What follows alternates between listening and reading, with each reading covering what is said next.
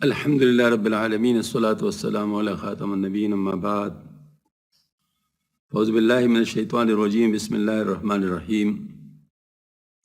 معزز خواتین و حضرات، آج اتوار کا دن ہے۔ اتوار کے دن بھی ہمارے ہاں آج کل مسنی مولا روم کا درس ہوتا ہے، اتوار کو اور منگل کو ہوتا ہے۔ دفتر پنجم میں صدوم حکایت نمبر 101 سے انشاءاللہ آج تعلیم شروع کی جا رہی ہے۔ ناپسندیدہ رغباہ گفتن خراہ کہ من راضیم بقسمت۔ لومڑی کا گدے کی اس بات کو ناپسند کرنا کہ میں قسمت پر راضی ہوں۔ یہ اصل میں چونکہ شیر نے لومڑی سے کہا تھا کہ میں کمزور ہو گیا ہوں، میں اب چل نہیں سکتا، تو آپ لوگ کے لیے بھی شکار نہیں کر سکتا، خود بھی نہیں کر سکتا، اپنے لیے بھی، کیونکہ شیر سارا شکار نہیں کھاتا، وہ کچھ حصہ کھا لیتا ہے، باقی چھوڑ لیتا ہے، تو باقی لوگوں کا کام ہو جاتا ہے۔ تو اس وجہ سے یہ لوگ بھی شیر کے ممنون تھے، تو لہٰذا شیر نے اسی بات کو استعمال کر لیا کہ آپ لوگ اس کے لیے کچھ ہمت کرے۔ تو لومڑی سے کہا کہ کسی طرح چالاکی سے گدے وغیرہ کو راضی کر لے کہ اس طرف آ جائے تو پھر میں پکڑ لوں گا۔ تو یہ ہے کہ مطلب حضرت کا طریقہ یہ ہے کہ حکایات مطلوب نہیں ہوتی، وہ حکایات سے جو مفہوم ہے صحیح وہ مطلوب ہوتے ہیں۔ تو یہ تو ایک ظاہر فرضی قصہ ہے، لیکن بہرحال اس سے جو نکال لیں گے انشاءاللہ وہ ہمارے سامنے آئے گا۔ گفت و روبا جستنی رزقی حلال، فرض باشد از برائے امتثال۔ لومڑی نے کہا کہ حلال رزق تلاش کرنا اللہ تعالیٰ کے حکم کی تعمیل کے لیے فرض ہے۔ مطلب یہ کہ یہ اس نے مطلب دے دیا کہ اب جو ہے نا وہ عالم اسباب و رزق بے سبب میں نیابت پس مہم باشد طلب۔ یہ دنیا عالم اسباب ہے اور رزق بے سبب نہیں ملتا، پس طلب کرنا ضروری ہے۔ وابتغوا من فضل حق کر دست امر، تانے آیت غضب کردن ہم چن امر۔ حق تعالیٰ نے حکم دیا وابتغوا من فضل اللہ، تاکہ چیتے کی طرح لوگوں سے چینا چپٹی نہ کرنا پڑے۔ ان سورہ جمعہ کی آیت کی طرف اشارہ ہے، فَإِذَا قُضِيَتِ الصَّلَاةُ فَانتَشِرُوا فِي الْأَرْضِ وَابْتَغُوا مِن فَضْلِ اللَّهِ وَاذْكُرُوا اللَّهَ كَثِيرًا لَعَلَّكُمْ تُفْلِحُونَ۔ پھر جب نماز ہو چکے تو تم کو اختیار ہے کہ اپنی راہ لو اور خدا کے فضل یعنی معاش کی جستجو کرو، اور جہاں رہو کثرت سے خدا کی یاد کرتے رہو تاکہ تم فلاح پاؤ۔ کسب و صحیح سے رزق حلال طلب کرنے والا سرقہ و غصب سے بے نیاز ہو جاتا ہے۔ جسے حرام مال ہاتھ آتا ہے، بخلاف اس کے جو شخص محنت و مشقت سے نہیں کماتے بلکہ جبر و تعدی سے جانوروں کو کھا جاتے ہیں، جو کہ چونکہ ان درندوں کی فطرت میں فعل داخل ہے اس لیے ان کے لیے محل اعتراض نہیں ہے۔ انسان کی فطرت میں سرقہ و غصب داخل نہیں ہے، اس لیے اس کا غصب کرنا جرم ہے۔ بس غاصب انسان کی تشبیہ نمر کے ساتھ نفس فعل میں ہے، فعل کی حرمت اور شناعت میں نہیں۔ یعنی یہ اصل میں بہت زبردست قسم کی یعنی وہ جس کو کہتے ہیں نا لاجیکل ڈسکشنز بھی ساتھ چل رہی ہے، اور اس سے یہ اندازہ ہوتا ہے کہ ہر بات کے لیے کوئی نہ کوئی دلیل بنائی جا سکتی ہے۔ ہاں جی، یعنی کوئی بھی ایسے ہوتا ہے، یہ جو چالاک لوگ ہوتے ہیں وہ اپنے اس مقاصد کے لیے اس چیز کو استعمال کرتے ہیں۔ یہ میڈیا کے اوپر ہم دیکھتے نہیں آج کل کیا گرم بازاری ہے کہ کس طریقے سے لوگ غلط بات کو صحیح ثابت کرنے پہ تلے ہوتے ہیں۔ یہ غامدی وغیرہ جو ہے وہ اس طریقے سے بات کرتے ہیں کہ عام لوگ تو بھڑ جاتے ہیں اس میں۔ اگر تھوڑا سا علماء کے ساتھ تعلق نہ ہو تو وہ ساتھ ہو جاتے ہیں، بہت آسانی کے ساتھ ہو جاتے ہیں۔ اور کمال کی بات یہ کہ جن کو شر مطلوب ہو تو وہ پروسیجرز پر بھی ڈیپینڈ نہیں کرتے، ان کو مقاصد چاہیے ہوتے ہیں۔ مثلا غامدی کا طریقہ یہ ہے کہ یہ شوشہ چھوڑ دے گا لیکن بحث نہیں کرے گا، کیونکہ اس کو پتہ ہے کہ اگر میرا شوشہ 1000 لوگوں تک پہنچ گیا اور کسی نے تردید کی تو تردید کتنے لوگوں تک پہنچے گی؟ یعنی ان لوگوں میں جن لوگوں تک ان کی بات پہنچی ہے، کیونکہ تو ایک ہیفیزٹ قسم کا انٹریکشن ہوتا ہے نا۔ تو مثال کے طور پر 1000 لوگوں تک بائی چانس اس کی بات پہنچ گئی تو بائی چانس اس کی تردید 1000 لوگوں تک نہیں پہنچے گی، بلکہ این ممکن ہے کہ بات ایسے لوگ تک پہنچے جن تک یہ شوشہ نہیں پہنچا ہوگا، اور جن تک یہ شوشہ پہنچا ہوگا تو ممکن ہے 100-150 لوگ ہوں گے۔ ہاں جی، تو 800 850 900 لوگ پھر بھی شکار رہ جائیں گے۔ اور ان کو ان چیزوں پہ نظر ہوتی ہے، کیونکہ ان کو حق باطل سے غرض نہیں ہوتا۔ ایک دفعہ ذکر ہے کہ وہ ہمارے یہ ختم نبوت والے جاری کے جو ہے نا ماشاءاللہ مبلغین کا انتظام کرتے ہیں اور مناظرین کا بھی انتظام کرتے ہیں، ظاہر ان کا فیلڈ ہے اور وہ اس پہ لگے رہتے ہیں، اللہ کا شکر ہے، اللہ ان کو اجر عطا فرمائے۔ تو ایک عدالت میں وکیل تھے ان کی طرف سے، قادیانی کی طرف سے، اور مسلمانوں کی طرف سے جو وکیل تھے ان کے دلائل کافی مضبوط تھے، کیونکہ ظاہر وہ ان کے لوگ تو کچے دلائل ہیں، اس میں کوئی لاجک وغیرہ بھی نہیں ہے۔ تو وہ دلائل جو مسلمان وکیل تھا اس نے جو دیے تو جج نے وہ باتیں مان لی اور قادیانیوں کا مقدمہ خارج ہو گیا۔ تو ظاہر مسلمان جیت گئے، لیکن وہ مسلمان جو تھا وہ ظاہر اچھا نیک آدمی تھا وکیل، تو اس نے کہا چلو یعنی مقدمہ میں جیت گیا، لیکن اس کو دعوت تو دینی چاہیے نا، کم از کم اس بدبخت نے جو بظاہر مسلمان ہیں اس نے ان کی وکالت کیسے کی؟ یہ بڑی عجیب بات ہے۔ اور بات یہ تھی کہ ان کا ٹرین بھی ایک تھا لیکن ڈبے مختلف تھے، تو اس مسلمان وکیل نے بجائے اس کے کہ اپنے ڈبے میں چڑھنے کے اس کے ڈبے میں چڑھ گیا تاکہ اس سے بات کرنے کا موقع مل جائے۔ تو اس کے پاس چلا گیا اور اسے کہا کہ جو بھئی بات ہے ڈسکشن جو بھی ہو گئی وہ تو ہو گئی، وہ تو ہماری ذمہ داری تھی، میرا آپ سے صرف بس ایک چیز کلیئر کرنی ہے، کیونکہ مجھے بڑی حیرت ہے کہ آپ جیسے ہوشیار آدمی غلام احمد قادیانی کو کیا نبی سمجھ سکتے ہیں؟ اس نے کہا نہیں۔ کہ آپ اس کو نبی نہیں مانتے؟ ہاں نہیں مانتا۔ تو نے کہا پھر آپ نے کیسے ان کی وکالت کی؟ کہتے اس نے کہا لگایا، اس نے کہا کہ بھائی وہ 5,000 روپے انہوں نے مجھے دیے تھے، آپ 10,000 دے، میں آپ کے ساتھ ہوں۔ انہیں 5,000 روپے مجھے دیے تھے تو آپ مجھے 10,000 دے، میں آپ کے ساتھ ہوں۔ یہ بکاؤ مال ہوتے ہیں، لیکن چونکہ ظاہر ہے اللہ تعالیٰ نے ان کو بھی ذہن دیا ہوتا ہے تو یہ اپنا ذہن استعمال کرتے ہیں اور کماتے ہیں، اس کے ذریعے سے کماتے کیا ہے، گنواتے ہیں، لیکن مطلب یہ ہے کہ وہ تو لوگ تو اس کو کمانا سمجھتے ہیں۔ تو یہ بات ہوتی ہے، تو یہ چالاکی جو ہے یہ واقعی بہت بڑا فن ہے، اور اس کے ذریعے سے کسی بھی بات پر کوئی نہ کوئی دلیل بنائی جا سکتی ہے۔ گفت پیغمبر کے بر رزق اے فتح در فرو بستست وہ بر در قفل رہا۔ اے جوان، پیغمبر خدا صلی اللہ علیہ وسلم نے فرمایا کہ رزق پر دروازہ بند کر دیا گا اور دروازے پر قفل لگے۔ اس حدیث کا کتب حدیث میں سراغ نہیں ملا، مطلب ایسا حدیث نہیں ہے۔ جنبش آمد شد ماں وہ اکتساب ہست مفتاح بری قفل و حجاب۔ طلب رزق کے لیے ہمارا آمد رفت کرنا اور کمانا اس قفل و حجاب کی کنجی ہے۔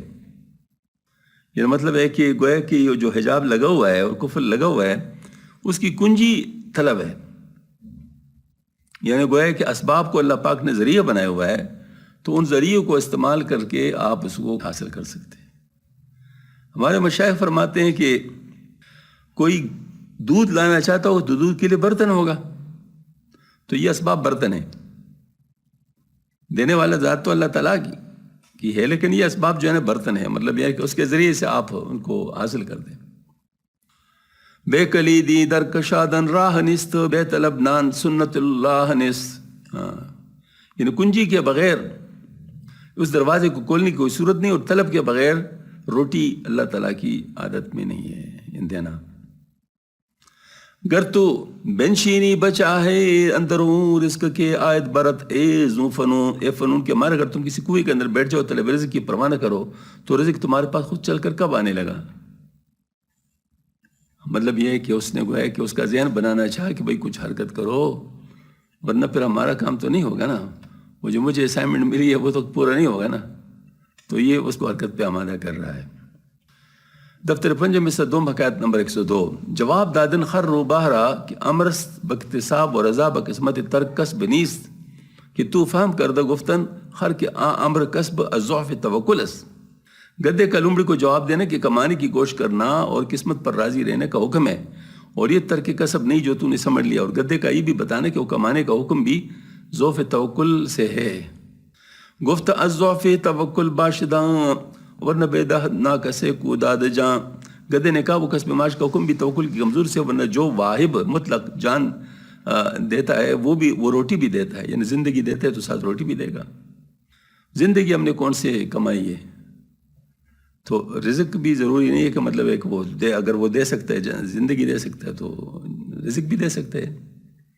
ہر کے جو عید بادشاہی وہ ظفر کم نے آبد لقمنان، اے پسر اے عزیز، جو شخص بادشاہی اور ممالک پر فتح چاہتا ہے وہ ان مہمات کے بدون کوئی توڑا لقمہ تو نہیں پاتا۔ ان معمولی معیشت ہو یا شاہانہ زندگی، پیٹ بھرنے کے لیے تو 2 ہی روٹیاں کافی ہوتی ہے۔ فخر و گدائی سے ان میں کمائی نہیں آتی اور کشور کشائی سے مزاحتی نہیں ہوتی۔ صاحبان شعر کا مطلب یہ لکھا ہے کہ جو شخص کمالات باطن کی بادشاہی اور نفس و شیطان پر فتح پانے کی کوشش میں مصروف ہے اور کسب رزق کی فرصت نہیں پاتا، وہ کون سا بھوکا مرتا ہے۔ یہ واقعی حقیقت ہے۔ حضرت تانوی صاحب نے اس پر ایک دفعہ کافی تفصیلی بات فرمائی۔ حالانکہ یہ دیکھیں حضرت تانوی رحمۃ اللہ علیہ جتنے اسباب کے بارے میں بات کرتے تھے، سب کو معلوم ہے کہ وہ کافی مطلب اسباب کو استعمال کرتے تھے اور اس کے بارے میں بات کرتے تھے۔ تو فرمایا کہ یقیناً اسباب کو اختیار کرنا ضروری ہے، حضرت نے فرمایا، لیکن جن لوگوں کا توکل مستحب، توکل واجب اور ہوتا ہے، توکل مستحب اور ہوتا ہے۔ توکل مستحب وہ ہے جن کا قلب اتنا مضبوط ہو، جن کا اللہ تعالیٰ پر بھروسہ اتنا پکا ہو کہ وہ بے شک مر بھی جا رہے ہونا تو پھر بھی ان کو اللہ تعالیٰ سے امید ہو کہ ہمیں اللہ پاک نہیں مارے گا، تو ان کے ساتھ پھر اللہ تعالیٰ ویسے ہی معاملہ کرتے ہیں۔ جیسے چڑیاں جو ہے نا مطلب خالی وہ جو ہے نا وہ کیا ہوتے ہیں ججورے پوٹے، ہاں خالی پوٹے چلتے ہیں اور پھر واپس بری ہو جاتے ہیں، تو کون سے انہوں نے مستقل نظام کیا ہوتا ہے۔ یہ جو دکاندار ہوتے ہیں، یہ دکانداروں کا توکل بھی کافی اچھا ہوتا ہے، یعنی ان کو کیا پتہ کہ آج کتنے گاہک آئیں گے اور کتنے نہیں آئیں گے، کوئی پتہ نہیں ہوتا۔ بھلے جو ملازم پیشہ ہوتے تھے سب سے کمزور لوگ ہوتے ہیں، لیکن جو دکاندار ہوتے ہیں وہ بھی اس مسئلے میں اچھے ہوتے ہیں کہ وہ برتوکل جو ہے نا وہ بیٹھ جاتے ہیں اور پھر اللہ پاک ان کو ان کا رزق پہنچا دیتے ہیں، یعنی کوشش کرتے ہیں نا، باقی تو ظاہر ہے ان کو کسی کو پکڑ کے تو نہیں لا سکتے اپنے تو وہ پر اللہ تعالیٰ ان کو لے آتا ہے۔ تو بہرحال یہ کہ یہ واقعتاً اگر دیکھا جائے تو حضرت فرما رہے تھے کہ ضروری نہیں ہے، جس کا توکل مستحب اتنا زیادہ ہو اللہ تعالیٰ پھر ان کو ایسے ہی دیتے ہیں۔ پھر فرمایا اگر اعتراض کرو گے اس مسئلے پہ تو یہ بات بڑی لمبی چلی جائے گی، کیونکہ آپ صلی اللہ علیہ وسلم سے بعثت نبوت سے پہلے تو کسب ثابت ہے رزق کے لیے، اس کے بعد ثابت نہیں ہے، اس کے بعد توکل پہ رہے ہیں، اللہ تعالیٰ نے جو پہنچایا بس پہنچا۔ یہاں تک کہ پوچھ لیتے کہ کچھ کھانے کو ہے تو اگر ہوتا تو کھا لیتے اور نہیں ورت میں نے روزہ رکھ لیا۔ ہاں جی، اس حالت میں کئی دن فاقے، لیکن تو یہ مطلب ظاہر ہے آپ صلی اللہ علیہ وسلم نے پھر کوئی کسب تو نہیں کیا۔ تو اب یہ سنت اگر کسی کو اللہ تعالیٰ نصیب فرما رہے ہیں تو اس کو کوئی غلط کہہ سکتا ہے؟ تو اس کو کوئی غلط تو نہیں کہہ سکتا۔ ہاں البتہ جس کا توکل کمزور ہے، مطلب مستحب نہیں ہے، اس کو اجازت ہے وہ توکل واجب کرے، اور وہ یہ کہ حرام نہ کرے، یعنی حرام رزق طلب نہ کرے، حرام رزق استعمال نہ کرے، اور حلال کی آرزو اور کوشش کرے۔ اچھا، دام و دو جملہ شدہ اکال رزق نے پہ کس بندوں نے حمال رزق، سب چیرنے اور پاڑ کھانے والے جانور رزق کھاتے ہیں، نہ وہ کمانے کے در پہ اور نہ رزق کے ذخیرے کو اٹھائے پھرتے ہیں۔ یہ اللہ تعالیٰ فرماتے ہیں ما من دابۃ فی الارض الا اللہ رزقها، وہ جتنے جاندار زمین پر چلتے پھرتے ہیں ان سب کی روزی اللہ کے ذمہ ہے۔ اور فرمایا وَكَأَيٍّ مِّن دَابَّةٍ لَا تَحْمِلُ رِزْقَهَا اللَّهُ يَرْزُقُهَا وَإِيَّاكُمْ وَهُوَ السَّمِيعُ الْعَلِيمُ۔ اللہ پاک نے بھی بات فرمائی۔ ہاں جی، اور کتنے جانور جو اپنے روزی اپنے اوپر لادے نہیں پھرتے، اللہ ہی ان کو روزی پہنچاتا ہے، تم لوگ کو بھی، اور وہ سب کی سنتا اور سب کچھ جانتا ہے۔ یہ صحابہ کرام میں بھی بعض حضرات کا جو مسلک تھا اس میں یہ شدت پائی جاتی تھی، جیسے ابو ذر رضی اللہ تعالیٰ عنہ، وہ بالکل جمع کرنے کو نہیں جائز سمجھتے تھے۔ ہاں جی، لیکن آپ صلی اللہ علیہ وسلم کی بھی سنت ہے۔ آپ صلی اللہ علیہ وسلم کا طریقہ اتنا پیارا طریقہ ہے کہ اس میں ہر شخص کے لیے کچھ گنجائش موجود ہے۔ تو آپ صلی اللہ علیہ وسلم اپنے ازواج مطہرات کو 1 سال کا وہ دے دیتے. تو اب ظاہر ہے مطلب ہے کہ یعنی اس سے گنجائش وہ نکل آئی نا کہ جو ہے نا ان کے لیے مطلب وہ کیا جا سکتا ہے. پھر یوسف علیہ السلام کا طریقہ جو قرآن پاک میں ہے کہ انہوں نے جمع کروایا تھا، تو اس کا مطلب ہے کہ وہ جمع کو غلط بھی نہیں کہا جا سکتا، لیکن جو جمع نہیں کرتا اس پہ بھی اعتراض نہیں ہو سکتا. دونوں قسم کی مثالیں موجود ہیں. یہ کورونا والی بات ہے. تو مطلب یہ ہے کہ دونوں طرف مثالیں موجود ہیں، تو لہٰذا ہم کسی ایک طرف مطلب اپنا زور نہیں ڈال سکتے. ہاں استعمال آپ دونوں جزء میں سے کوئی بھی کر سکتے. جملہ را رضا کروزی میں دہد قسمت ہر یک پیش اشمی نہد. رزاق سب کو روزی دیتے ہیں، ہر ایک کا مقصوم اس کے آگے رکھ دیتے ہیں. رزق آیت پیش ہر کے صبر جست رنج کوشش حاض اس بے صبری تست. جو صبر کا طالب رزق اس کے سامنے خود بخود آئے. تکلیف اور کوشش تیری بے صبری کی وجہ سے ہے. یہ گدہ اس کو بتا رہے.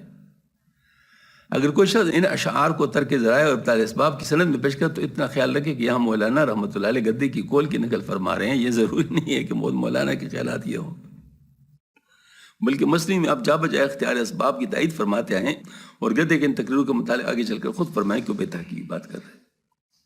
جیسے میں نے عرض کیا نا کہ حضرت کا مقصد قصہ کہانی نہیں ہے، بلکہ اس سے مفید مضامین کا اجرا ہے. اور مفید مضامین میں وہ پہلے ڈائلاگ سامنے لاتے ہیں، پھر بعد میں فیصلہ کرتے ہیں، اور وہ فیصلہ قرآن سنت کے مطابق ہوتا ہے چونکہ عالم ہے.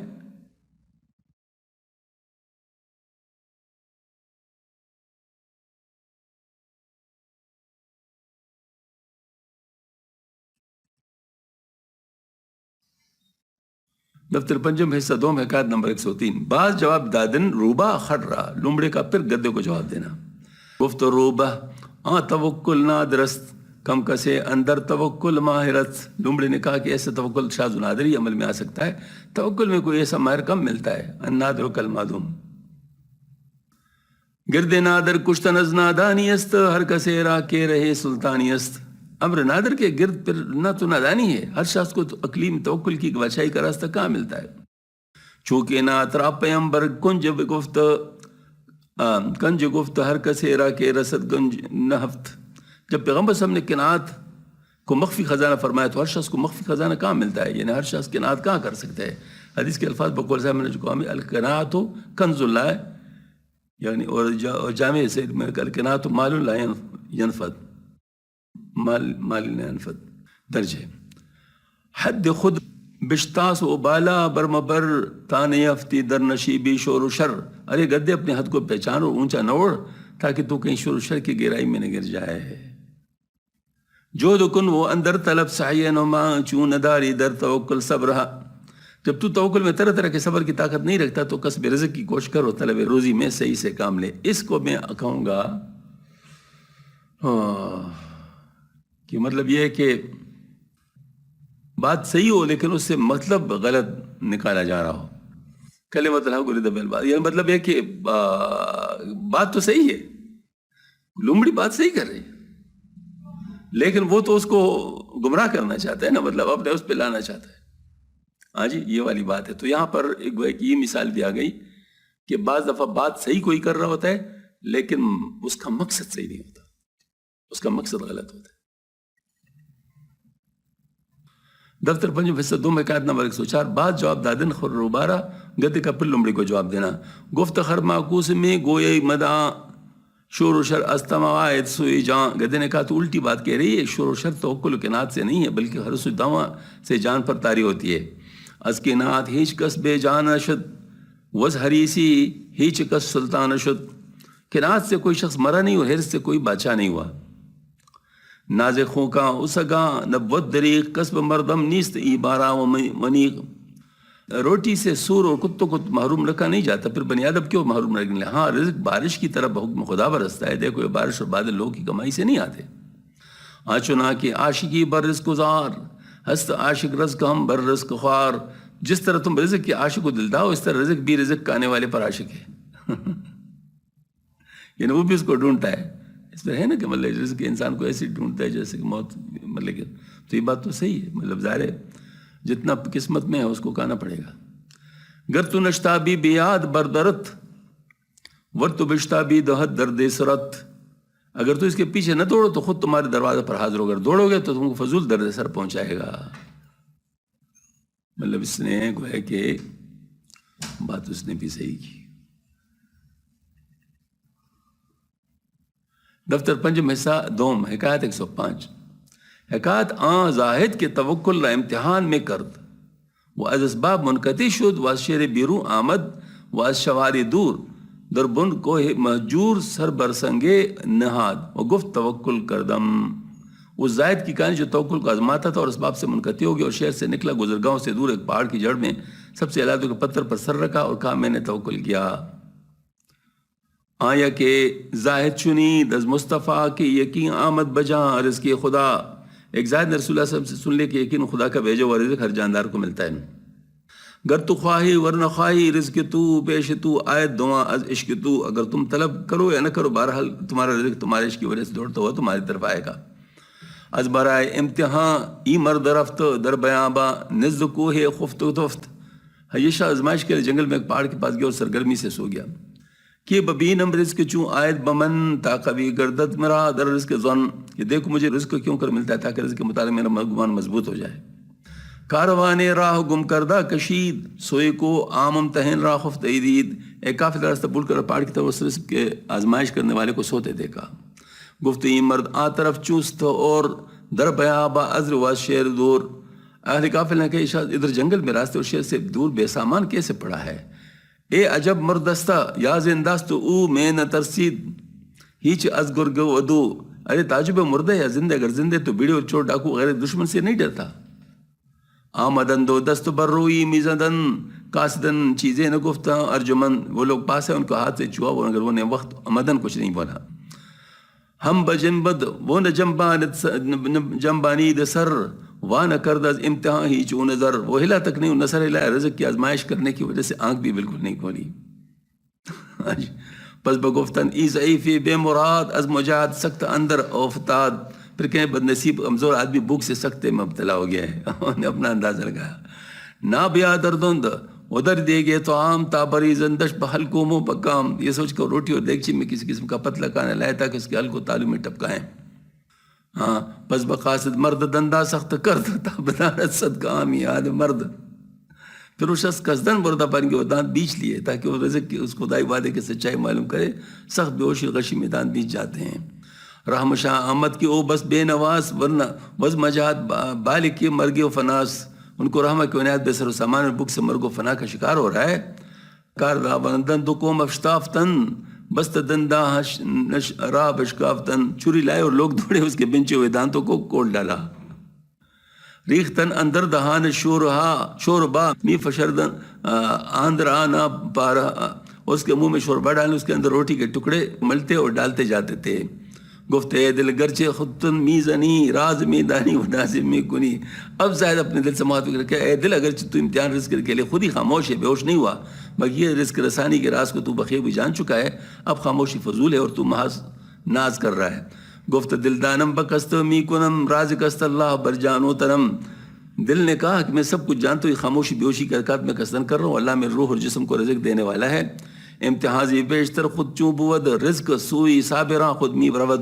اس سے زیادہ اور ازمائش کیا ہو کہ بخوبی ساتھوں کہ رزق خود صابروں کی طرف جاتا ہے. تابدانی وہ توکل نگزری حرص آوردن چے باشد اسخری.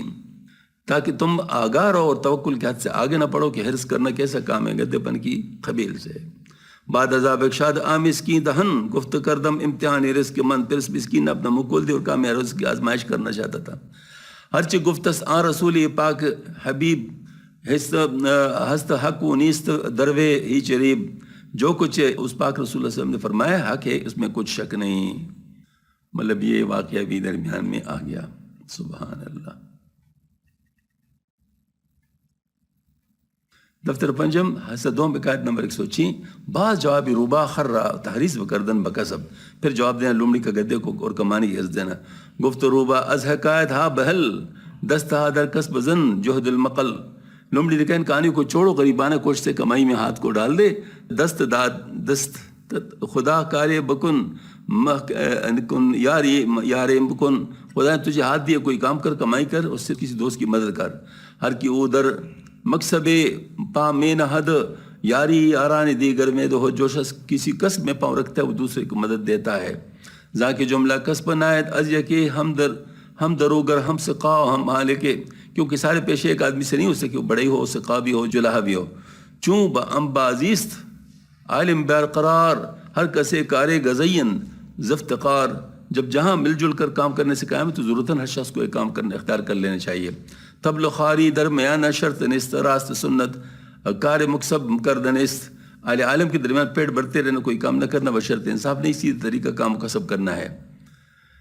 دنیا کام کرنے اور ایک دوسرے کی مدد کرنے کا مقام ہے. جو لوگ کوئی کام نہیں کرتے وہ کسی کی مدد نہیں پہنچاتے بلکہ دوسرے کی کمائی سے اپنے پیٹ بھرنا ان کا شیوا ہے. وہ تبلخوار یا ناحق کا مال چٹ کر لینے، اپنے پیٹ کو ڈول کی طرف پلا دینے والے ہیں.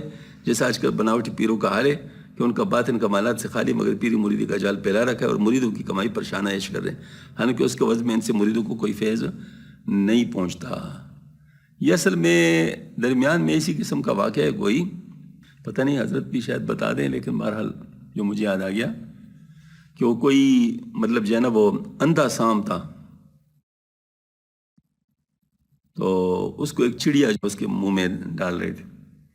تو اس نے کہا دیکھو میں کیوں کام کروں، تو اللہ تعالیٰ نے مطلب جو ہے نا وہ یعنی دیکھو سام اندھا ہے تو اس کے دشمن یعنی مطلب وہ ظاہر ایک دونوں تو ایک دوسرے وہ نہیں ہے، مطلب ایک چیز کو چاہتے تو نہیں ہے، اس کے ذریعے سے اس کو رزق پہنچایا.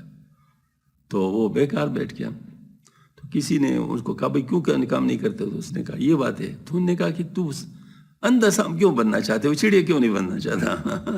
اگر وہ بھی تو چڑیا ہے نا، تو وہ دوسروں کو کر، تو بھی کچھ کر تاکہ دوسروں کو فائدہ ہو. تو خواہ وہ کیوں بننا چاہتا ہے؟ یا تو معذور ہو جا خود واقعی، تو پھر تو اللہ تعالیٰ آپ کو پہنچا دیں گے. لیکن اگر تو معذور نہیں ہے تو پھر خواہ کیوں معذور بن رہا ہے؟ یہ بھی مطلب ظاہر ہے. میں نے کہا ڈائلاگز ہے نا، مختلف طریقے سے بات ہو سکتی ہے. اللہ اکبر.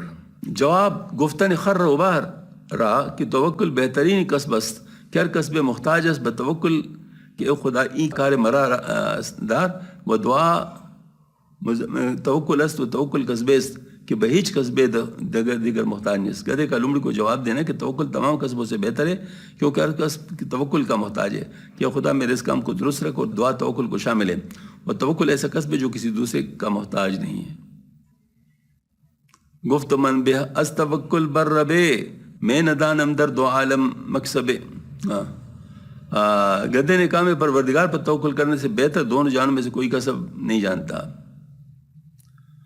قصب شکر شران امی دانم ندید تا کشت شکر خدا رزقی مزید. میں قصب کو شکر کے برابر نہیں جاتا، حتیٰ کہ خدا کا شکر زیادہ رزق لاتا ہے. ان شکر تم لازدنکم، اگر تم شکر کرو تو میں ضرور تم کو زیادہ دوں گا. خود توکل بہترین قصب ہاس زاں کے در ہر قصب دستت بر خداس. توکل ہی سب قصبوں سے بہتر ہے کیونکہ توکل کے بغیر چارہ نہیں. چنانچہ ہر قصب میں بھی تم کو یوں خدا سے دعا کرنی پڑتی ہے کہ خدا کاری مراد تو راست آر وی دعا ہستس توکل در سرار، کہ خدا میرے اس کام کو ٹھیک کر دے، اور یہ دعا در حقیقت توکل سے ہے. در توکل ہی چنبود احتیاج فارغی از نقصری و از خراج. بخلاف اس کے توکل میں کسی قصب کی احتیاج نہیں ہوتی، اب تم پیداوار و خراج میں کمی سے فارغ ہو. بات شام بیسار شد اندر خطاب ماندہ گشتند از سوال از جواب. غرض اس محاطب میں دونوں کو بحث خوب ہوئی حتیٰ کہ وہ سوال جواب سے تک گئے. بعد ازا گفتشت کہ اندر مہلکہ نہیں لا تلقو بی ایدی تعلقہ، یعنی اس کے بعد لمڑی نے اس گدھے کو کیا ہلاکت میں اپنے آپ کو ڈالنے سے یہ نہیں وارد ہے. لا تلقو بی ایدیکم الا التہلکہ، یعنی اپنے ہاتھوں کو ہلاکت میں ڈالو. سب در صحرا خشک و سنگلا احمقی باشد جہان حق فراغ. ایک خشک اور پتریلی جنگ میں صبر کے ساتھ پڑے رہنا بیوقوفی، حق تعالیٰ کا جان کھولا پڑا ہے. جہاں چاہو جاؤ ارض اللہ واسعہ. نقل کن زیجا بسوئی مرغزار میں چر آجا سبز سوئی جو بار. یہاں سے سرسبز زمین میں چلے جاؤ، وہاں نہر کے کنارے گھاس چرو. مرغزار سبز مانندی جنا سبز رستا اندر آجا میاں جو ہرا بھرا سبزوار ہے، بہشت کی مانندے جس میں کمر تک اونچا سبزہ اگا ہوا ہے. خرم آخیواں کے او آنجار اود کاشتر اندر سبز نا پیدا شود. خوش نصیب وہ حیوان جو وہاں پہنچے ہو کیونکہ سبزہ اس قدر بلند ہے کہ اس میں اونٹ بھی چھپ جائے. ہر طرف دروے یکی چشمہ رواں اندرا ہیواں مرفا در اما. اس میں ہر طرف ایک چشمہ جاری جس میں حیوان خوشحال اور امن میں رہ سکتے، اور بیوقوف گدھا منہ اٹھائے لومڑی کے سبز باقی توصیف مزے سے لے لے کر سنتا رہا. اسخری اورانمی گفتے لعین چو تو زنجان چرا زاری چنی. گدے پن کی وجہ سے اس کو یہ نہیں کہتا تھا کہ ارے ملعون لنگڑی جب تو اس برزا مقام سے ہے تو خود ایسا بدحال کیوں ہے. یعنی اس کو یعنی یہ سب بات سمجھ نہیں آ رہی کہ اگر تو اس طرح مجھے قائل کر رہی ہے تو پھر تو کیوں اس طرح ہے. یہ اس طرح تھا مطلب یہ نہیں ہوتے یہ طوطا فال، وہ کوئی بیٹھا ہوا تھا نا تو وہ قسمت سب کا لوگوں کو بتاتا تھا. تو ایک شخص آیا تو اس نے کہا جی طوطا فال جو ہے نا اسے فال نکالو. اس نے کہا کہ کیا معلوم کرو گے تم. کس نے کہا کہ مطلب تمہارے لیے کون سی چیز اچھی ہے کیا یہ. تو نے کہا تو نے اپنے لیے معلوم کر لیا کہ تیرے لیے کون سی چیز اچھی ہے. تو یہیں بیٹھا ہوا ہے بس یہی چیز تمہارے لیے اچھی ہے. تو اگر ایسے ہے تو پھر ہم بھی خوش ہیں تم بھی خوش رہو. ہاں مطلب ڈھونڈنے کی کیا ضرورت ہے اگر تو تبدیل نہیں کر سکتا. ہاں جی. تو بات یہ ہے کہ واقعتاً یعنی اس قسم کے ڈائلاگ میں یہ چیز تو آ سکتی ہے کہ تو اگر مجھے سمجھا رہا ہے تو کیوں اس سے خود فائدہ نہیں اٹھا رہا. کون شاط فربہیو فرتو چیز ای لاغرتنی مسترتو. تیرے فربہی خوشگالی کی کچھ شگفتروئی کہاں ہے. تیرا بیقرار بدن دبلا کیوں ہے. شر روزہ گر دروغ زور نیس پس چرا چشمت ازاں مخمور نس. اس پر بہار باپ کی تعریف اگر جھوٹ و بہتان نہیں تو تیرے آنکھ اس کی تفریح سے مست کیوں نہیں. ای گدا چشمی و اینا دیدگی از گدائی تست زی بگی. ہو نہ ہو تیری بکاریوں کی سی نظر اور یہ بوکا پن تیری محتاجی کی وجہ سے نہ کہ تیری امیر المرائی سے. چوزی چشمہ آمدی چونی تو خشک گر تو نافی آہو یہ بوئی مشک. اس کو پہلے بتایا تھا نا کہ وہ چونکہ شکار شیئر نہیں کر رہا تھا تو سب لوگ بھوکے تھے مطلب جو ہے تو پریشان ہو گئے تھے. تو اس میں ظاہر لمڑی بھی اس میں تھی تو لاغر تو ہو گئی تھی. تو یہ مطلب وہ سمجھا رہے ہیں. گر تمہیں آئی ز گلزار جنا دست گل کو از برائے ارمغا. اگر تو بیش کے باغ سے آ رہی تو سوغات کے لیے گلدستہ کہاں ہے. زانچ میں گوئی و شرحشمی کنی چون نشان در تو نامد اے دنی. ایک کمین اس کیفیت سے جو تو بیان کرے تجھ پر کوئی نشان کیوں موجود نہیں ہے. مطلب یہ مطلب وہ کہ مولانا اس پر اعتراض کر رہے کہ اگر دیکھو یہ باتیں کیوں نہیں سوجھی. دفتر پنجم میں سے دوم حکایت نمبر 108. مثل دراں کے در مخبر دولتے چو فض و اثر نبینی جائے متہم داشتن باشد کے مقلدست و رشنیدست اوست بر خود میں بندد. ایک بات کی مثال کی جب تم اقبال مندی کی خبر سنانے والے پر شان و اثر نہ دیکھو اس پر دروغی کا الزام لگانے کا مقام ہے کیونکہ وہ نقال ہے. اس کو سن کر اپنے اوپر چسپاں کر رہا ہے. لا الہ الا اللہ محمد رسول اللہ. اس میں میرے ذہن ایک اور چیز کی طرف گئی. ایک ہوتا ہے انسان کے اپنے معارف اور ایک ہوتا ہے معارف کی نقل کرنا. تو جو معارف کی نقل کر رہا ہے تو اس کا اثر اس پہ نظر نہیں آتا کیونکہ معارف اگر اس پر واقعی اتر رہے ہیں تو اس کے اعمال اس کی فکر اس کا تمام چیز خود اس کے مطابق ہوتی. میں مثال دیتا ہوں. کیا معارف میں کوئی ایسی بات آ سکتی ہے کہ شریعت میں چھوٹ ہے؟ آ سکتی ہے؟ معارف کس کی طرف سے آئیں گے؟ اللہ تعالیٰ کی طرف سے آئیں گے. تو شریعت کس نے بھیجی؟ اللہ تعالیٰ نے بھیجی. اب حضرت مجد الفسانی رحمۃ اللہ علیہ کی معارف ہے نا تو ان کی زندگی کیسی تھی؟ ساری کتاب و سنت کے مطابق ابدیت کاملہ کے ساتھ ایک ایک چیز اور معاملات میں پوری پختگی، ایک ایک چیز کا خیال. اب اگر میں حضرت مجد صاحب رہوں کہ معارف کھول کھول کے بیان کروں کہ ایسا ہے ویسا اور ایسا ہے، اس پر میں عارف بن جاؤں تو میرے زندگی کا گواہی نہیں ہونی چاہیے کہ مطلب میں یہ کیا کر رہا ہوں. کیا میں اس کے مطابق زندگی گزار رہا ہوں یا نہیں گزار رہا ہوں؟ ہونا چاہیے. تو اس کا مطلب ہے کہ ایک کو خود وہ چیز حاصل ہو وہ اور ہے بات ہے، اور ایک کو دوسرے کی بات سنی سنائی معلوم ہے وہ دوسری بات ہے. ہاں جی. صحابہ کرام نے آپ صلی اللہ علیہ وسلم سے فیض لیا تھا،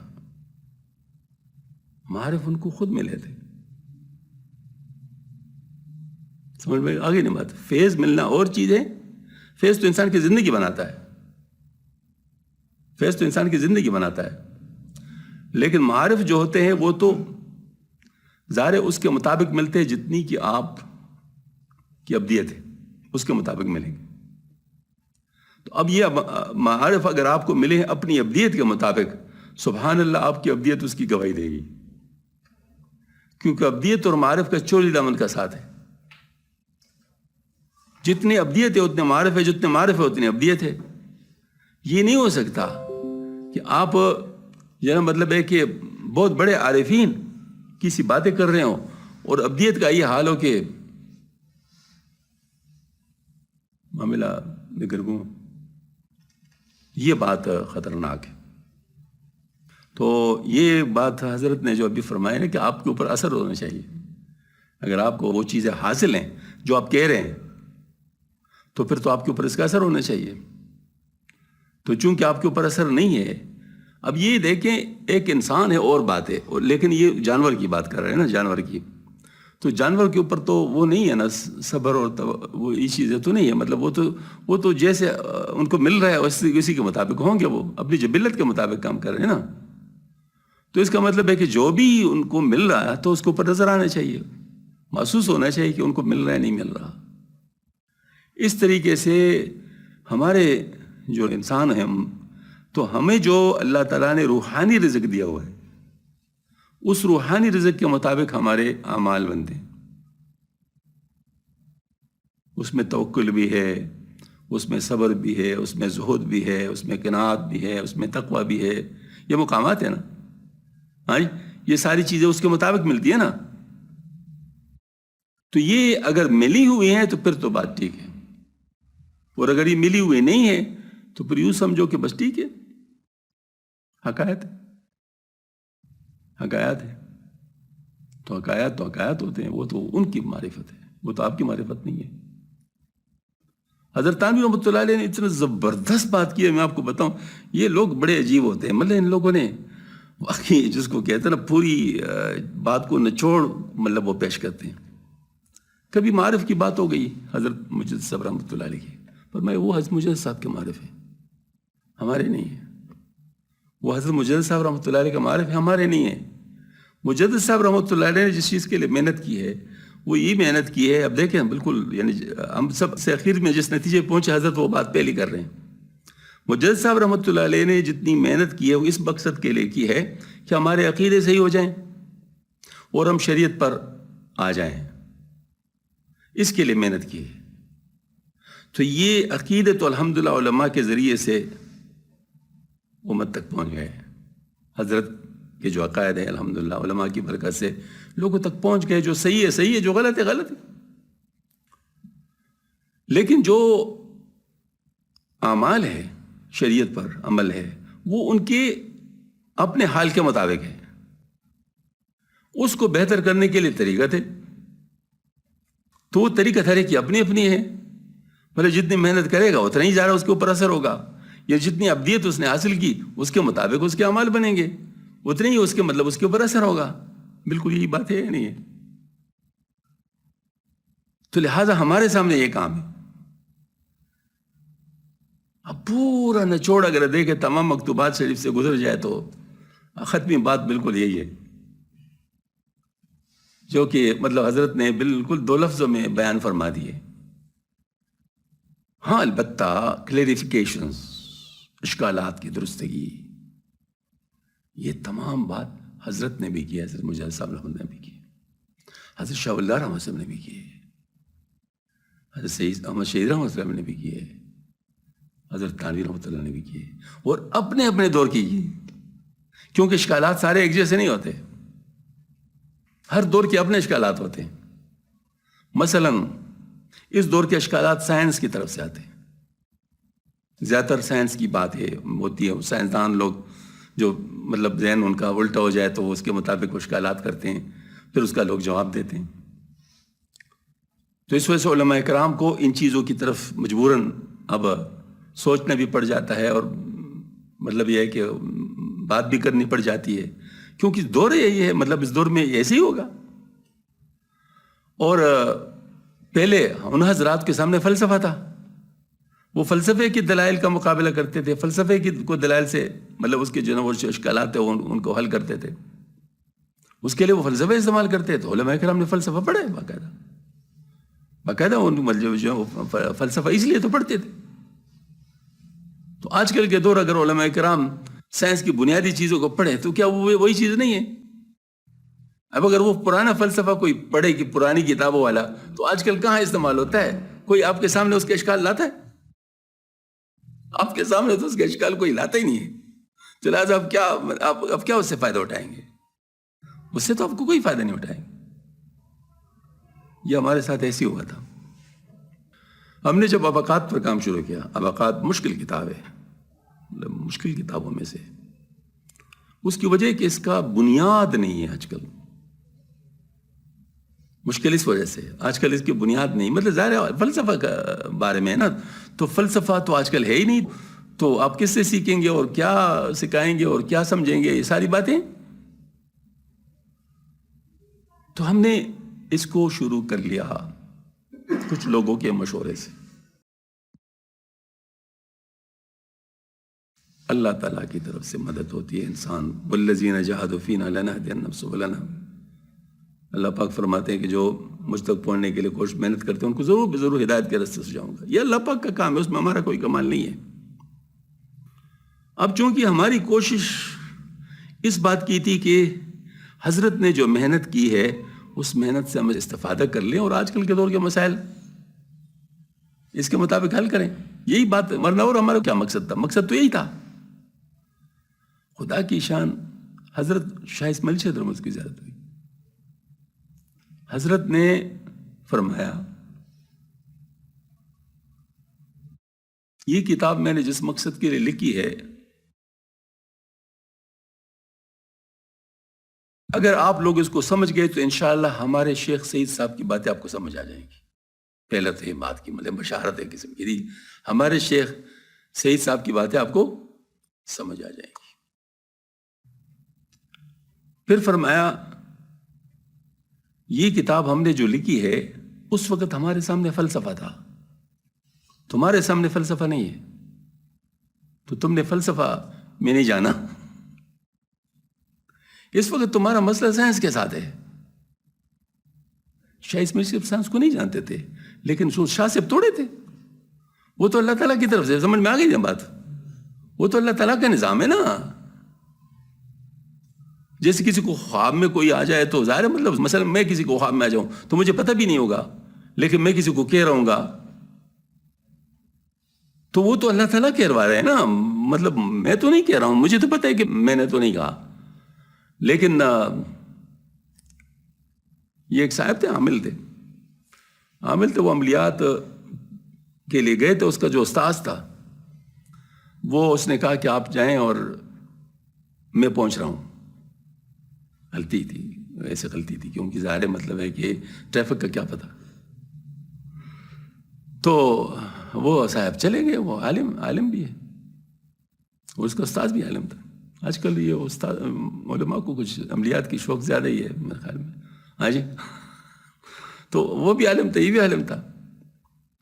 تو وہ پہنچ گیا، اس نے وہ لائن وہ اس کو سرکل ڈرا کر دیا اور اپنے جو معمول تھا وہ شروع کر لیا۔ استاذ ٹریفک میں پھنس گیا،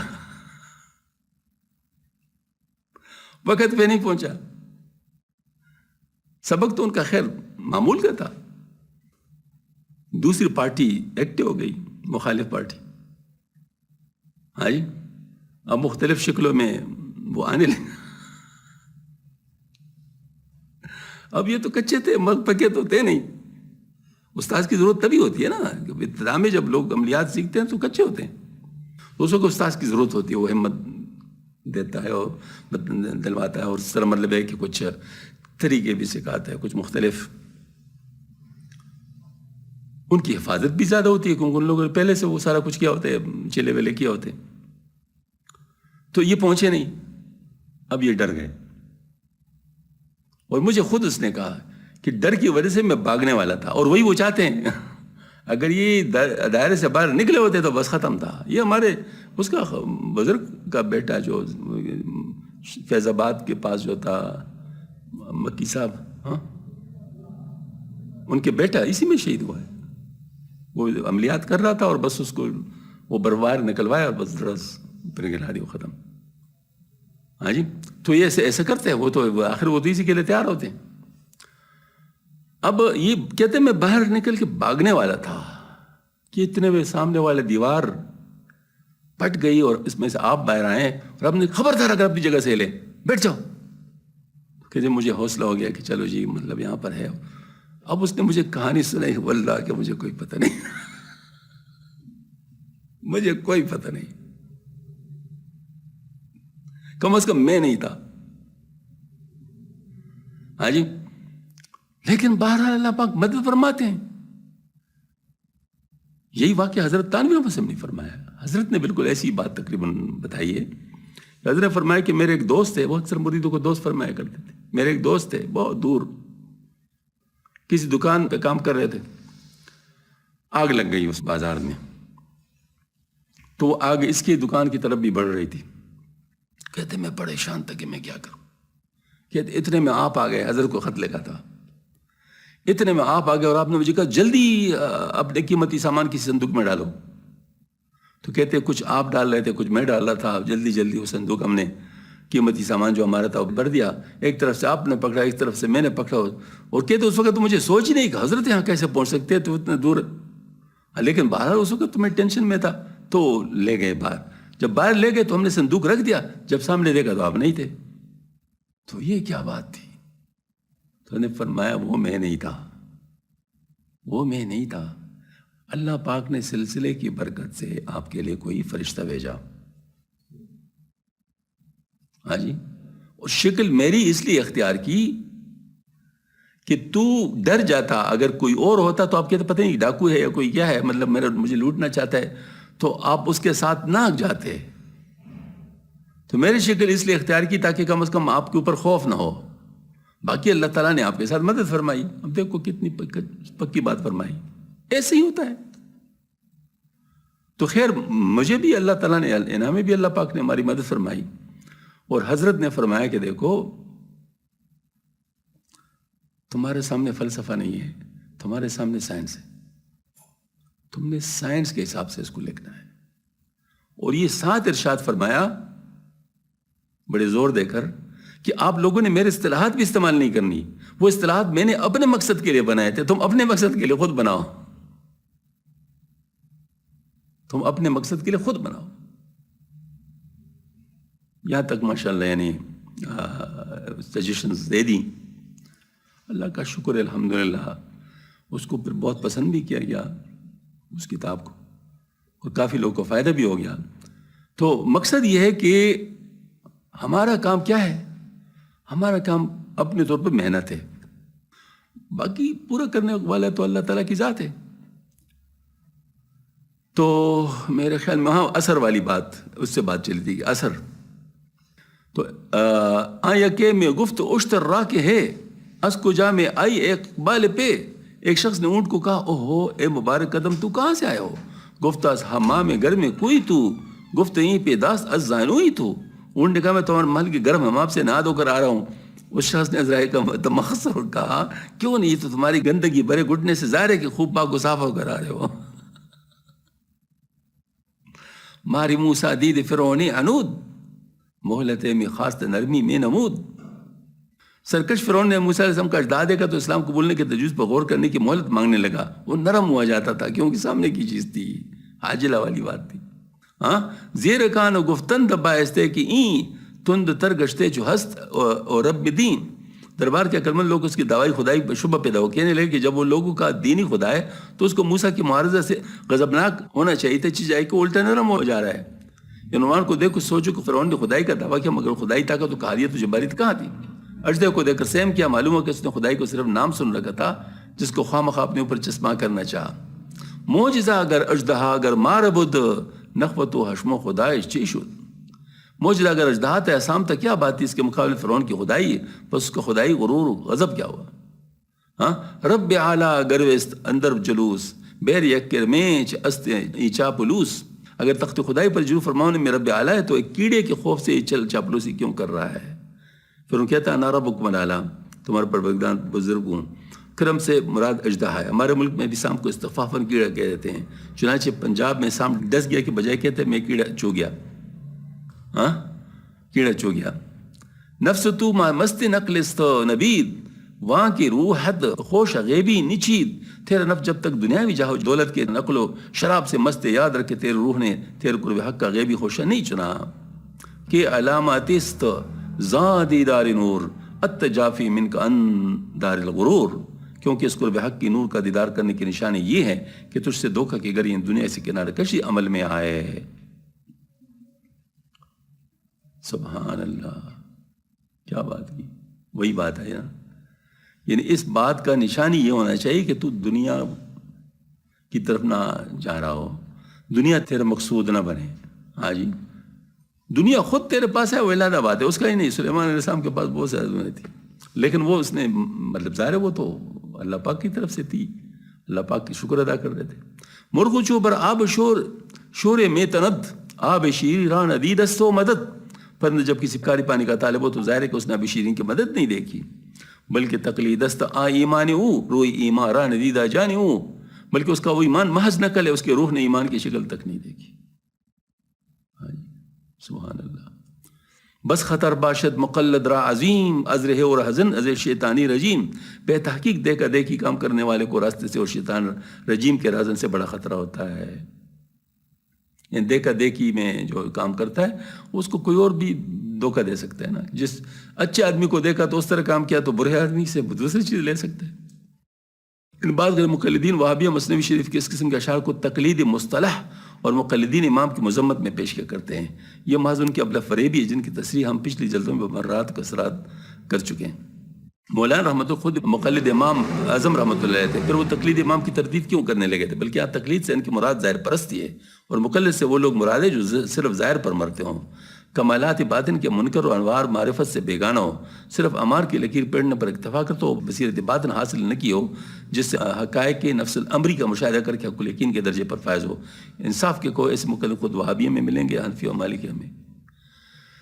وہ جو تھوڑی دیر پہلے میں بات کر رہا تھا، یہی بات میں عرض کر رہا تھا نا کہ اصل بات تو یہ ہے کہ جس کو معرفت خود حاصل ہے اس کی بات ہو رہی ہے. وہ یہی بات اصل میں ہو رہی ہے.